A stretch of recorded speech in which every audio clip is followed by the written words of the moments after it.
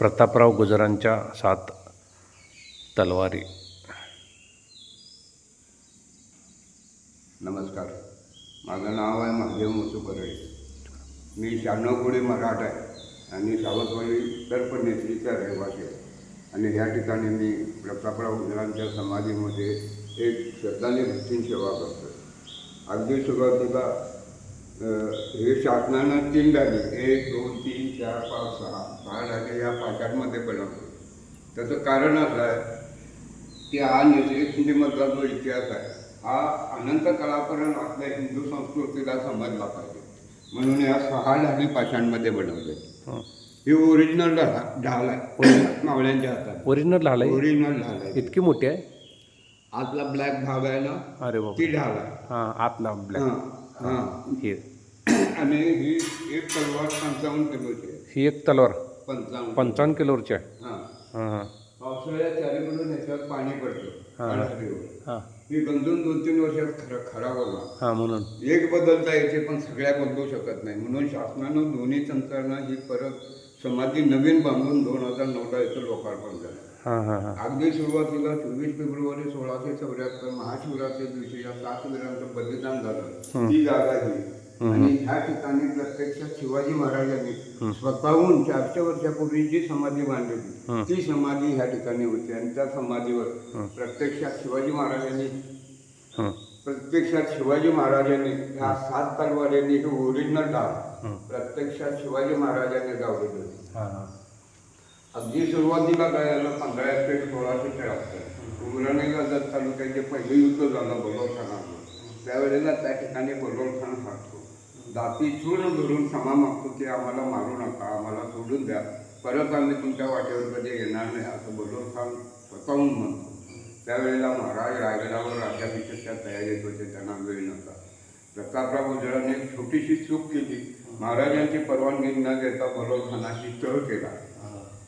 त्याला सोडून दिला, तो निघून गेला. आणि हे 7 वीर विसोजी बलबार, विठ्ठल शिंदे, विसोजी पिलदेव आत्रे, सिद्धी इक्बाल, कृष्णाजी भास्कर, राऊत आणि सरसेनापती प्रतापराव गुजर हे 7 वीर सामनगडावर जाऊन थांबतात. आणि आज बलोरखान पुन्हा 6 महिन्यानंतर कर्नाटक बेळगावच्या दिशेने 20,000ची फौज घेऊन पुन्हा आपल्या कारवाया चालू करत करत त्या नेतृत्वमध्ये उंच धरून बसला आणि आपल्या कारवाया परत सुरू केल्या. त्यावेळेला ही बातमी परत महाराजांना रायगडावर लागली. त्यावेळेला महाराजांनी प्रतापराव गुजरांना खलीचा दिला की बल्लोरखान नेतृत्वमध्ये येऊन तर धरून बसलाय 20,000ची फौज घेऊन.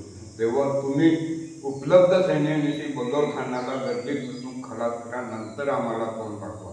नाहीपेक्षा तोंड दाखवण्याने काय सला तर केला काही केली सेनापतीसारखे वागणार नाही असा त्या खलीचा अर्थ होता. आणि जेव्हा हा खलीचा सामनगडावर या 7 वीरांच्या हातात पडला त्यावेळेला खलीचा वाचल्यावर ते 7 वीर पेटून उठतात आणि जे घोड्याला टाच मारतात ते डायरेक्ट निश्चिखिंड घालतात आणि बल्लोरखानाच्या 20,000 सैन्यांनी सरळ उठतात. 20,000 सैन्य? मागचा पुढचा कुठलाही विचार करत नाही. आणि शेवटी काय 20,000 सैनिक कुठं, 7 वीर कुठं, एका तलवारीला 100 तलवारी भिडल्या. आणि तो दिवस होता 24 फेब्रुवारी 1674 महाशिवरात्रीचा. त्याने महाशिवरात्रीला 7 वीरांचं बलिदान झाले जागा आहे. आणि ह्या ठिकाणी महाराजांनी बांधलेली समाधी जीर्ण आणि जुनी झाल्यामुळे ती समाधी पडून शिवमंदिरच्या बाजूला त्याचे सगळे आवश्यक ठरलेले आहे. समोर जेरणी बुरुज आहे, त्या ठिकाणी दगडासमोर असलेल्या घोड्यांच्या कापांच्या ठसे अजूनही बघायला मिळतात. मावळ्यांनी बांधलेल्या तंबू दगडामध्ये ते निशाण अजूनही बघायला मिळतात. असाच एक पलीकडे बुरुज आहे. दोन्हीच्या मधली ओरिजिनल नैसर्गिक सुंदर युद्धभूमी ही युद्ध झालेली जागा आहे आणि 7 वीरांचं बलिदान झालेली जागा आहे. नमस्कार. अलीकडे